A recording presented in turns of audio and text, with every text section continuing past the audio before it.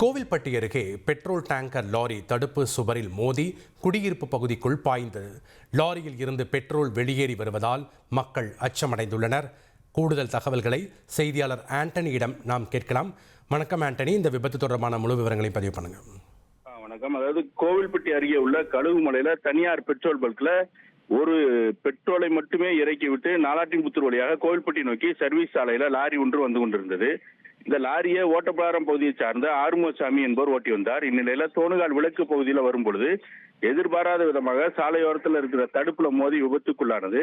இதுல அங்க குடியிருப்பு பகுதிகள் அதிகமா இருக்கிறதுனால அதுல பெட்ரோல் டீசல் இருக்கிறதுனால கோவில்பட்டி தீயணைப்பு நிலையத்திற்கு மற்றும் காவல்துறையினருக்கு தகவல் தெரிவிக்கப்பட்ட நிலையில கோவில்பட்டி தீயணைப்பு துறையினர் மற்றும் காவல்துறையினர் விரைந்து வந்து கிரேன் மூலம் அந்த டேங்கர் லாரி அப்புறப்படுத்தும் பணியில் ஈடுபட்டு வராங்க. மேலும் தீ விபத்து எதுவும் ஏற்படாமல் இருக்கிறதுக்கு இந்த கண்டெய்னர் லாரி மேல டேங்கர் லாரி மேல ஃபோம் அடிச்சு அதை இப்ப ரெஸ்கியூ பண்ணிட்டு இருக்காங்க. நன்றி ஆண்டனி, உங்களுடைய கள விவரங்களுக்கு. செய்திகளை உடனுக்குடன் தெரிந்து கொள்ள உடனே சப்ஸ்கிரைப் பண்ணுங்க.